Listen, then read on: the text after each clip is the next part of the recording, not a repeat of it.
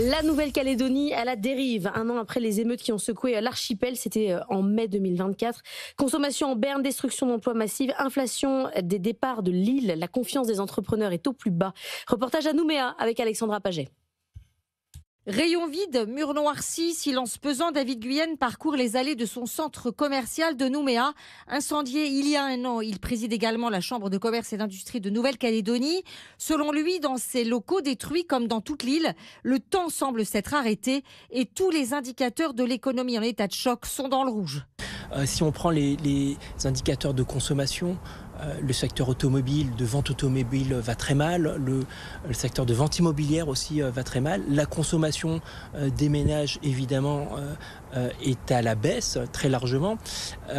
Et j'ai envie de dire, le plus inquiétant, c'est la confiance des chefs d'entreprise. Cette confiance déjà fragile s'érode en février. Une étude commandée par la CCI, justement, révélait que 79% des entrepreneurs n'avaient pas confiance en l'avenir du territoire, contre 63% en octobre 2024. Dans son grand magasin vide de clients, Thierry Lebiez, directeur général de Cuisiniste Modulia, résume l'ambiance. Il ne se passe rien.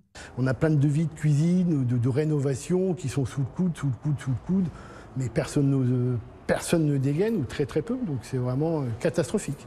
Ça ne durera pas ça va pas durer s'il n'y a pas une prise de conscience ou en tout cas s'il ne se passe pas quelque chose de concret, ça ne va pas durer très très longtemps.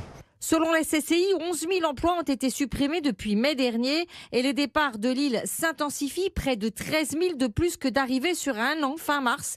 Selon les données de l'aéroport de Nouméa, pourtant, estime David Guyenne, tout est en place pour redonner vie à l'économie, mais les discussions politiques sur l'avenir de l'île se sont éternisées.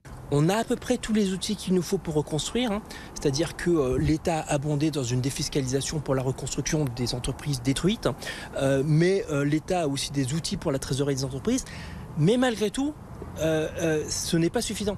Alors on pense bien sûr à un accord, parce que ça symboliserait un changement de séquence.